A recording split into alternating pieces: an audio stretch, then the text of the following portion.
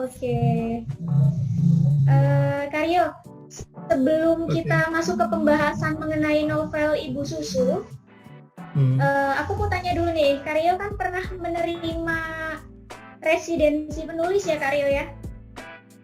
Iya, waktu tahun 2016 itu tahun pertama program itu dibuat. Jadi boleh dibilang angkatan pertama program itu. Tapi udah nggak ada lagi kan? Mungkin apa itu Karena residensi buku dan kegiatannya apa aja? Residensi penulis itu ya, itu kan programnya Komite Buku Nasional. Jadi waktu tahun 2000, kalau nggak salah tahun 2014 atau 15 itu kan tahun 2014 atau 15 Kementerian Pendidikan dan Kebudayaan kan bikin Komite Buku Nasional untuk mempromosikan buku sastra Indonesia gitu. Itu terbentuknya awalnya terbentuk karena Indonesia kan terpilih sebagai guest of honor, tamu kehormatan di Frankfurt Book Fair 2015 kalau nggak salah ya. Itu akhirnya dibentuk Komite Buku Nasional untuk ngurusin Frankfurt Book Fair itu. Tapi kemudian Komite Buku Nasional ini nggak berhenti cuma di Frankfurt Book Fair. Kegiatannya berlanjut, akhirnya mereka bikin residensi penulis tiap tahun. Jadi tiap tahun dipilih 10 penulis, 10 sampai 20 untuk dikirim keluar negeri atau ke dalam negeri untuk riset novel gitu. Syaratnya harus bikin, nggak harus novel sih, ada yang riset komik, ada yang riset buku kayak esai, kumpulan esai, bisa juga kumpulan puisi, pokoknya karya tulis lah, untuk dikirim ke untuk akhirnya diterbitkan gitu. Syaratnya harus diterbitkan bukunya dalam bentuk buku. Nggak harus novel, nggak harus fiksi. Jadi selama Karyo residensi penulis itu harus menciptakan minimal satu karya gitu ya Karyo ya? Iya, karya tulis dalam bentuk buku. Boleh esai, boleh kumpulan novel. Ada yang menulis komik, ada yang nulis kumpulan non-fiksi. Ada Pak Mardi Luhung, dia nulis kayak memoir gitu, kumpulan memoir. Oke. Ini menarik banget sih, karena baru pertama kali juga Inspirasi Pena mewawancarai nomina residensi penulis ini gitu, karena mungkin kebanyakan dari kita itu kan belum tahu ya Karyo ya, apa itu residensi penulis. Sayangnya udah nggak ada lagi, tahun kemarin terakhir. Karena Komite Buku Nasional kan dibubarkan, karena udah ganti Menteri Pendidikan dan Kebudayaan kan udah ganti, dan menteri yang baru nggak mengulangi program menteri yang lama sayangnya. Iya, yang bosnya menteri kan sekarang bosnya Gojek kan. Iya betul. Iya. Dia nggak tertarik mungkin sama sastra dan program Komite Buku Nasional, akhirnya nggak diulang. Tergantung menterinya. Oke, ya kita berdoa aja semoga menteri yang sekarang nanti mengadakan lagi residensi penulis ya Karyo ya. Semoga sih. Amin. Soalnya bukan cuma residensi penulis aja yang bagus dari Komite Buku Nasional itu, tapi mereka juga kayak mereka kayak kan karya Indonesia kan banyak yang belum diterjemahkan kan.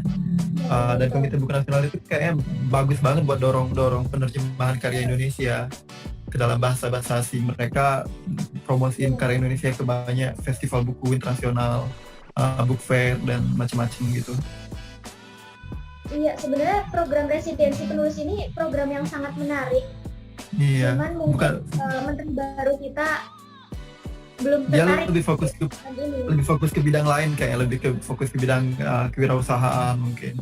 Iya, betul. Ya. Oke, kita langsung masuk ke ini aja kali ya Karyo ya. Buku novel dari Karyo yang berjudul Ibu Susu nih. Iya. Bisa menjelaskan dulu mungkin novel ini terinspirasi dari mana, dibikinnya itu berapa lama? Itu kan sebenarnya itu novelnya itu naskah yang aku ajukan untuk program residensi itu. Sebelum jadi waktu mengajukan proposal untuk residensi itu, Ibu Susu baru kutulis 2 bab aja. sebetulnya itu novel iseng-iseng aja sih, jadi bukan novel yang pengen aku tulis serius banget gitu. Tapi aku nulisnya serius juga, cuma idenya datang dari iseng-iseng aja. Kalau kamu baca kalau kamu baca di halaman terima kasih buku itu ada aku jelaskan kalau idenya itu sebenarnya datang dari obrolan iseng-iseng sama penulis Indonesia yang tinggal di Belanda, namanya Pak Yos Wibisono. Beliau nulis kumpulan cerpen, novel, tapi beliau lebih terkenal nulis esai gitu, lebih terkenal sebagai cendekiawan gitulah. Kita pernah ngobrol-ngobrol. Pak Yos Wibisono ini kan orangnya pinter soal Indonesia zaman kolonialisme gitu, sejarah Indonesia lah. Apalagi hubungan Indonesia dengan Belanda gitu, karena beliau kan tinggal di Belanda. Dia pernah ceritain satu hal kalau di Belanda itu waktu Belanda dijajah Jerman zaman Nazi itu pernah ada orang-orang Indonesia yang tinggal di Belanda. Mereka ikut ikut mencoba, aku agak lupa sih cerita Pak Yus itu, tapi kalau nggak salah orang-orang Indonesia ini kayak militan mengusahakan kemerdekaan Indonesia dari Belanda gitu. Mereka tinggal di Belanda dan mereka jadi buron, terus mereka sembunyi di kampung-kampung gitulah. Dan mereka kelaparan kan di kampung itu, terus ada yang bantu mereka dikasih minum susu. Mereka orang yang bantu ini ngasih minum susu ini bilang itu susu sapi, padahal bukan, itu susu perah ibu yang lagi menyusui. Tapi karena terlalu banyak kan akhirnya dikasih mereka. Dan dari situ aku muncul ide novelnya. Tapi ya aku nggak nulis tentang zaman Belanda, karena aku nulisnya tentang latar Mesir kuno. Oke. Nah, di dalam buku novel Ibu Susu ini kan bahasanya menggunakan diksi-diksi ilmiah gitu ya Kak ya? Isinya itu kan fiksi ilmiah. Nah, bagaimana? Mungkin bukan fiksinya, mungkin bukan fiksi ilmiah, lebih ke kayak kata-katanya arkaik gitu ya. Jadi kayak banyak kalimat, kalau kamu baca banyak kata-kata yang jarang dipakai kan? Iya, benar banget. Nah, iya. itu Karyo terinspirasi dari mana mendapat diksi-diksi arkaik itu? Apa ya? Pertama kan karena memang latar Mesir kuno. Ya kalau kita nulis kita harus kayak apa ya? Gimana caranya? Kan nulis itu kan bukan cuma sekedar bayangin latar, bayangin aksi, bayangin kejadian, bayangin deskripsi, tapi juga bahasa kan. Itu yang banyak dilupakan orang kan, bahasa juga kan. Bahasa kan bagian dari nulis juga. Jadi ya cara tutur, cara ucap, cara bikin kalimat panjang atau pendeknya kalimat. Kamu mau SPOK, mau KSOP, apa kayak pokoknya sintaksismu gitu. Itu kan juga bagian dari bercerita, karena itu ceritanya Mesir kuno. Jadi aku pikir ya lebih cocok kalau diksi-diksi yang dipakai diksi arkaik. Cara-cara tuturnya pun bukan cara-cara tutur yang lazim dipakai orang-orang sekarang gitu. Iya, benar banget. Iya, ada kalimat panjang gitu. Berbeda dengan penulis lain gitu ya. Sebenarnya bukan karena aku pengen berbeda sih, tapi memang aku pengennya nulisnya seperti itu. Jadi banyak yang bilang kayak gitu sih. Jadi banyak penulis yang bilang kalau ikut diskusi sastra banyak yang bilang karyaku berbeda gitu ya. Aku bisa akui aku berbeda karyaku, tapi bukan karena aku pengen banget nulis yang berbeda gitu, enggak, tapi itu datang alami aja sih. Oke. Nih Kak Nyo, punya ambisi apa sih di dunia kesusastraan? Ambisi nggak ada yang muluk-muluk banget sih, tapi bukan berarti nggak punya ambisi. Jadi kayak pengen ambisi yang pertama sih ya pengen nulis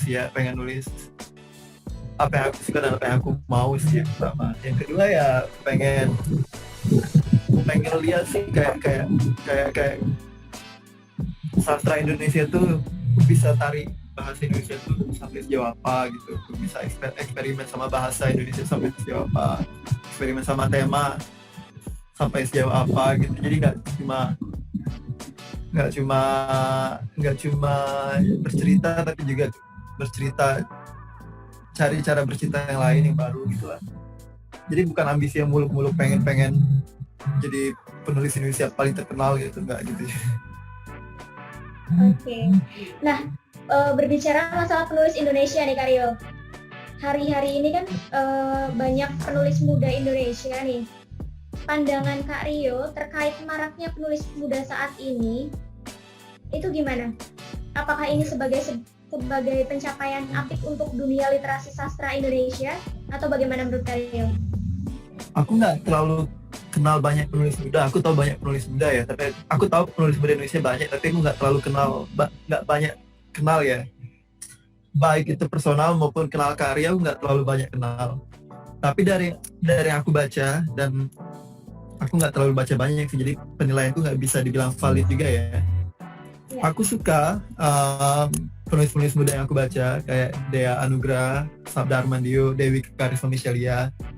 Tapi ini bakal nepotisme karena mereka teman-temanku. Ya, Faisal Odang. Yang aku suka ya penulis kayak Henny Triska Dekaiman juga bagus, Ziggy. Ya mereka, yang aku suka sih mereka penulis-penulis muda yang aku suka ya mereka punya identitas, dalam artian mereka nggak mengulang apa yang sudah ditulis penulis sebelumnya. Jadi nggak plek mengulang gitu. Iya. Berarti ya kalau misalnya sebagai generasi muda ya, atau sebagai generasi yang baru kesusastraan Indonesia atau apalah namanya, ya menurutku sia-sia aja kalau penulis muda mengulang apa yang sudah ditulis sebelumnya. Bukan berarti harus benar-benar orisinal itu atau menulis sesuatu yang baru, enggak, cuma ya cari identitas gitu. Oke. Jadi Karyo ini lebih menyukai identitas yang khas gitu ya? Iya. Nah, ya, dari situ? Ya sih, menurutku sia-sia sih kalau generasi baru ngulangin apa yang sudah dibuat generasi lama. Oke. Sejauh ini Karyo ada nggak penulis Indonesia yang Karyo suka? Ada.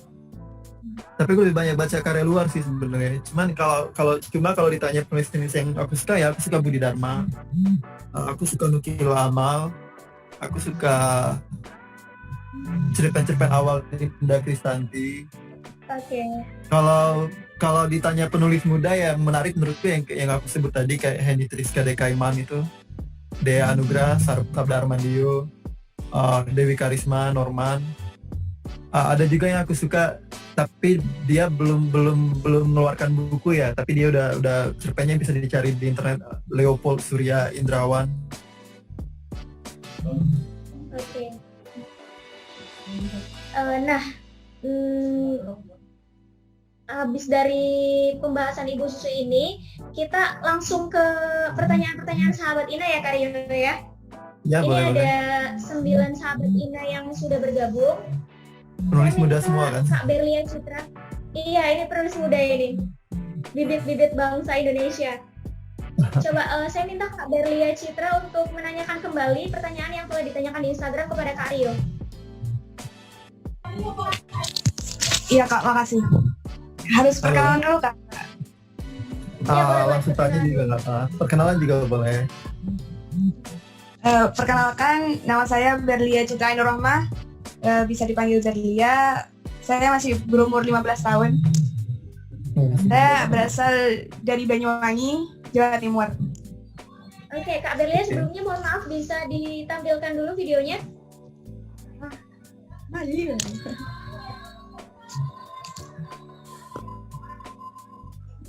Kalau malu nggak apa-apa kok. Ya, kalau malu nggak apa-apa kata Karyo. Gelap Oke, Kak. silakan Kak Berlia Citra, bisa dilanjutkan pertanyaannya.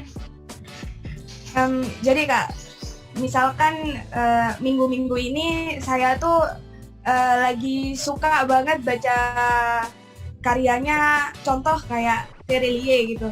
Saya tuh suka baca bukunya dalam 1 minggu ini. Nah, setelah buku-buku yang sudah saya tamatkan 1 minggu itu, saya tuh kan ngelanjutkan proyek nulis saya misalkan.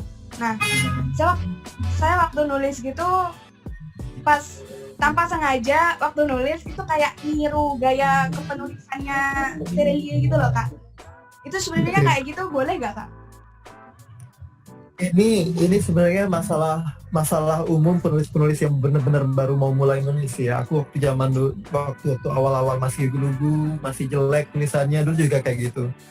ada penulis yang disuka ditiru, ada penulis yang disuka ditiru gitu. Dan ini wajar sih ya sebenarnya, kan ini kan kayak fase-fase awal. Kalau misalnya kamu itu manusia, kamu tuh masih bayi gitu menulisnya itu. Ya saranku ya boleh-boleh aja niru gaya nulis penulis yang kamu suka. Jangan niru karya ya. Kalau niru karya namanya jiplak, niru gaya nulis ya. Tapi jangan mentok di situ aja. Kalau kamu cuma mentok di niru karya Terelie aja, ya kamu selesai. Kamu Terelie cuma Terelie, kamu nggak bakal bisa jadi Terelie. Kamu nggak bakal bisa sebagus Terelie. Jadi ya solusinya kamu banyak-banyak baca, banyak-banyak cari inspirasi baru gitu. Kamu perluas bacaan kamu, jangan cuma stop di Terelie. Aku pribadi nggak terlalu suka Terelie, tapi itu urusan selera pribadi ya. Tapi akan lebih baik kalau kamu jangan punya, sebagai penulis kamu jangan usahain selera kamu itu berubah-ubah gitu. Jangan cuma Terelie aja yang dipegang gitu. Kamu baca pengarang lain. Kalau misalnya nggak suka kamu baca pengarang abis Terelie, kamu baca pengarang A, kamu nggak suka pengarang A, nggak apa-apa, cari pengarang lain yang B, cari sampai yang kamu juga suka gitu. Terus kamu jiplak juga pengarang B yang kamu suka misalnya, terus kamu ketemu lagi pengarang C, kamu suka banget pengarang C, kamu jiplak lagi. Lama-lama kan nanti kamu jiplak bukan cuma Terelie, tapi kamu jiplak Terelie A, B, C, D, E, F, G, banyak gitu, dan mereka nyampur. Percampuran ini kan jadi identitas kamu. Oke. Ya gitu ya. Jadi jangan cuma satu patokan aja. Iya, Kak. Dan usahain Makasih, Kak. selera baca kamu berkembang juga. Jadi jangan cuma dari dia aja, tapi juga yang lain-lain. Oke, begitu Kak Belia Citra jawaban dari Kak Rio Johan. Ada tanggapan lagi? Ya Kak, udah gitu aja. Oke, terima kasih Kak Belia Citra atas pertanyaannya, dan terima kasih Kak Rio Johan atas jawabannya. Pertanyaan kedua dari Kak Eva Noviana. Halo Kak Eva, silakan. Bisa ditanyakan pertanyaannya kepada Kak Rio Johan. Belum ada suaranya Kak Eva. Bisa di-unmute dulu. Selamat sore Kak. Sore. Halo. Ya, perkenalkan saya Eva. Saya berasal dari Banyumas, Jawa Tengah. Oke, silakan Kak Eva. Saya ada beberapa pertanyaan Kak. Mohon jawabannya. Ya, yang pertama, bagaimana awal mula Kakak mengawali karir dan berkiprah di dunia kepenulisan? Lalu hal apa yang menjadi hambatan dan tantangannya? Terus bagaimana akhirnya karya Kak Rio ini bisa tembus ke penerbit seperti itu? Lalu adakah tips-tips bagi penulis pemula supaya bisa menerbitkan karyanya? Kalau kamu tanya soal pengalaman pertama nerbit, sebenarnya kasusku aku akui sendiri kasus unik ya. Dan aku harus bilang aku beruntung karena aku nggak pernah mengalami kayak pengalaman pertama aku mengirimkan karya ke media itu. Aku agak beda sama kebanyakan penulis muda. Kebanyakan penulis muda kan biasanya mereka harus nulis cerpen dulu, dikirim ke koran dulu. Kalau misalnya mau cari nama dulu lah istilahnya itu. Jadi mereka ngirim cerpen ke koran dulu banyak-banyak, baru ntar kalau udah punya nama, udah menang penghargaan Kompas atau apa-apa, baru kirim ke penerbit, baru bisa diterbitkan.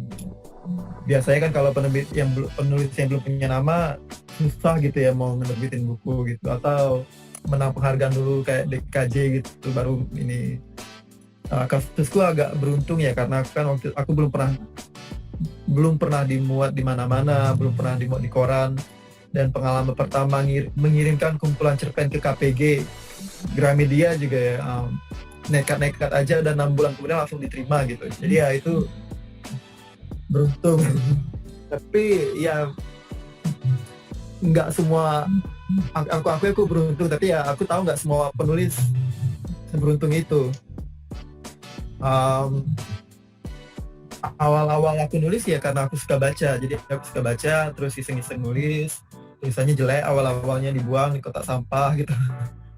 Dibuang di recycle bin, terus nulis lagi, akhirnya nekat kirim ke Gramedia kayak yang bilang tadi. Jadi nggak ada kalau kamu cari cerita jatuh bangunnya menulis, aku nggak merasakan itu sih, dan karena aku bilang aku beruntung. Kalau soal tips-tips buat penulis muda, tipsnya sih yang utama sih menurutku itu baca, banyak baca, perluas bacaanmu, jadi jangan cuma mentok di satu gaya, satu genre doang gitu. Semakin kamu banyak baca, semakin luas bacaanmu. Luas itu bukan berarti kalau kamu nulis novel, kamu mau bacanya novel doang, enggak ya. Kamu nulis novel, kamu bisa baca buku sejarah, buku budaya gitu, buku seni. Itu bisa memperluas gaya tulis kamu, wawasan kamu. Ya kuncinya baca sih, banyak baca dan banyak baca. Kalau kamu mau belajar nulis ya dari baca. Jadi buatku orang bisa belajar teknik-teknik itu bisa dicari di Google, teknik nulis yang baik, tapi cari identitas nulis itu yang susah dan harus dicari sendiri dari banyak baca. Jadi ya baca. Nah, jadi gitu Kak Eva Noviana. Ya. Ada tanggapan lagi? Awal kakak nulis buku itu diterbitnya di Gramedia, Kak? Iya, buku pertama aku kumpulan cerpen itu diterbitkan di Gramedia, Kepustakaan Populer Gramedia tahun 2014. Dan itu buku beruntung sih karena cuma nunggu 6 bulan, aku bukan siapa-siapa waktu itu. Iya Kak, kan kalau misalkan terbit di penerbit apa namanya, mayor ya, apa sih? Ya, orang nyebutnya penerbit besar, penerbit mayor ya. Iya, itu kan biasanya gratis gitu ya Kak? Ya, seharusnya sih gratis ya. Setahu aku nggak ada penerbit yang nggak gratis ngirim naskah maksud bukan ya? Yang nggak gratis itu kalau kamu nerbitin independen atau sendiri. Jadi kamu harus cetak sendiri uangmu. Ya, kalau kamu nerbitin lewat penerbit besar atau penerbit independen, kayaknya nggak bayar deh. Setahu aku. Kalau ada yang bayar ya berarti mungkin perlu dicurigai gitu. Kecuali kalau memang penerbitnya independen, kamu nerbitin sendiri pastinya. Self publishing. Iya Kak Eva. Jadi begitu jawaban dari Kak Rio. Ya. Terima kasih Kak. Semoga bisa sukses menambah. Amin. Oke, terima kasih Kak Eva Noviana atas pertanyaannya.